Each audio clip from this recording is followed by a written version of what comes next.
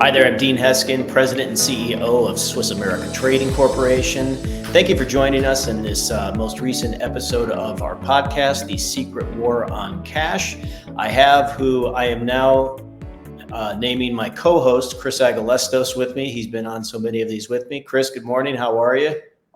Great. Actually got 8 hours of sleep last night, which doesn't happen often enough. So I'm doing pretty well.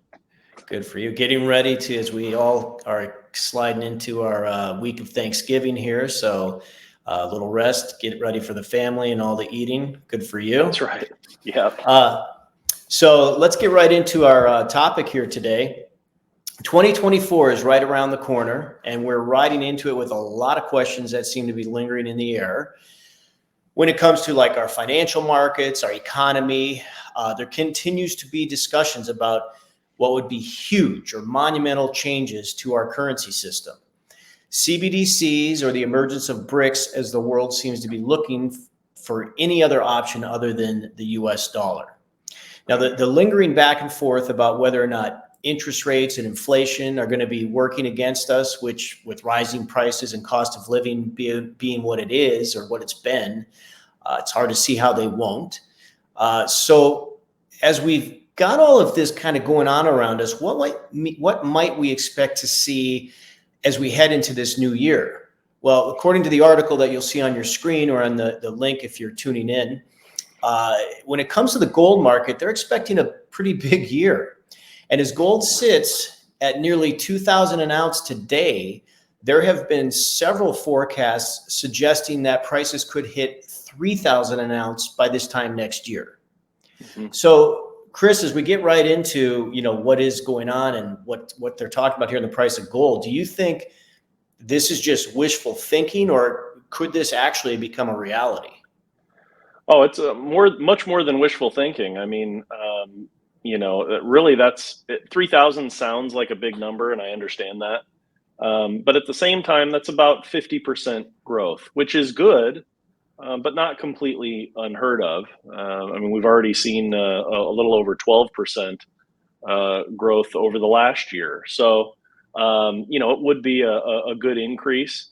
But there's just so many things going on that are pushing gold to higher levels. Obviously, I think everybody knows about the uncontrollable U.S. debt. Our government has a habit of spending and printing much more than they should. We've got some wars going on, obviously what's going on in Israel, and albeit it hasn't gotten as much news lately, it's still a lot going on with Russia and Ukraine.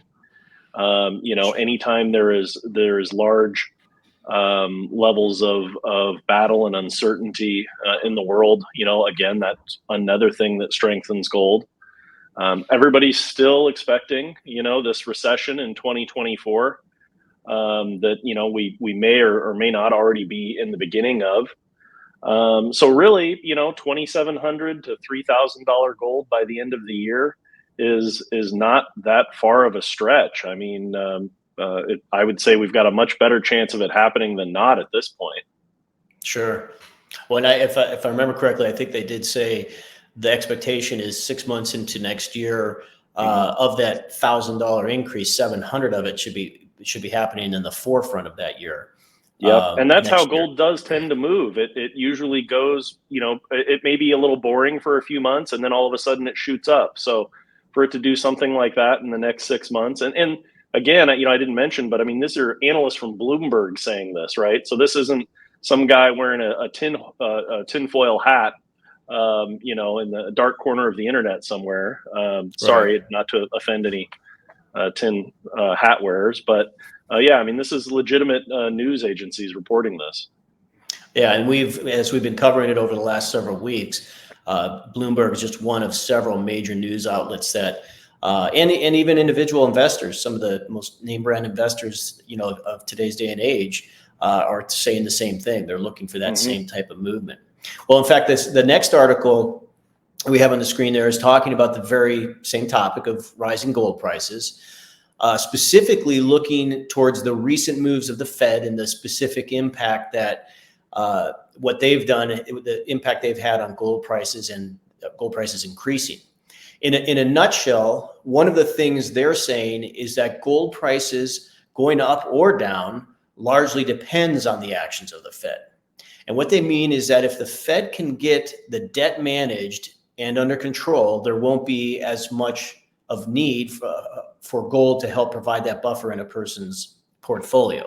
Now, here's the thing, though. For sure, the actions of the government will play a part in gold's value, more than likely, but there are so many other reasons or things that have been fueling its growth. I can't see that changing. You just kind of hit on several of them, Chris. So if the Fed gets their business figured out, and that's a big if in my opinion, right, I think the pro gold factors are just too strong. I mean, what are your thoughts there? Yeah, absolutely. And look, if the Fed and the government figuring things out and being responsible is what it's going to take, then I wish I could go to Vegas and bet against them, because that would be a pretty good bet, and I think most people would take it. Yeah, I mean, just all the deficit spending. You're right; it's not just one thing. Deficit spending. We're over 33 trillion in debt, which I know these numbers, are so huge. I think people just can't even really grasp what that means. But record spending continues. It's not like they've tightened the reins and want to be responsible all of a sudden. And the other thing is too, we were talking a little bit about some of these battles going on overseas. The U.S. is supporting those, and at some point we have to replace our arsenal. We're using up munitions in aiding Israel and Ukraine, and we're going to be now replacing some of that arsenal with dollars that are worth less money. We're going to be paying more for it, and so you take all of that. The 10-year treasuries are down almost 50% in the last few years.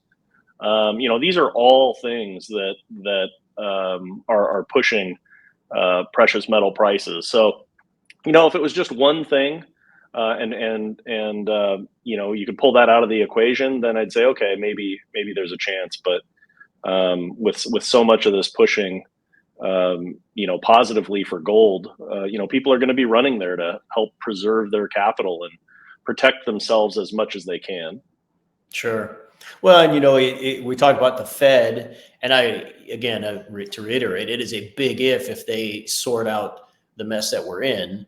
I mean, let's be honest, they haven't been able to in how many years so far. So, right. But you add to that, the big thing with gold is that you're talking about a market and an asset, a commodity that the demand for it is far-reaching. It's not just the domestic interest in gold that's driving the markets and what our Fed is doing.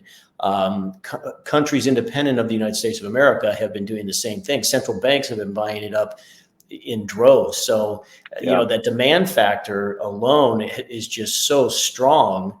But then you throw this variable of the Fed into it. And I agree with you. I mean, if I could go to Vegas and bet that way, I'd be right there with you. So, well, thank you so much, Chris. And it's going to be an interesting thing to watch as we are closer than not to getting into the year 2024.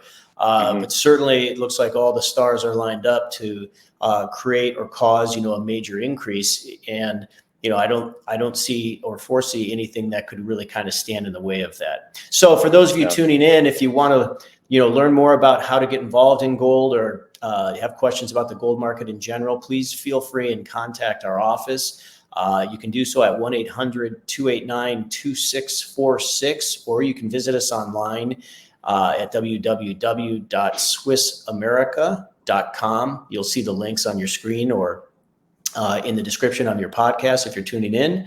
Thank you again, Chris. Been great. Look forward to discussing this more as things start to develop. Please feel free to comment on our podcast. We'd love to hear from you. If you haven't subscribed, please do so.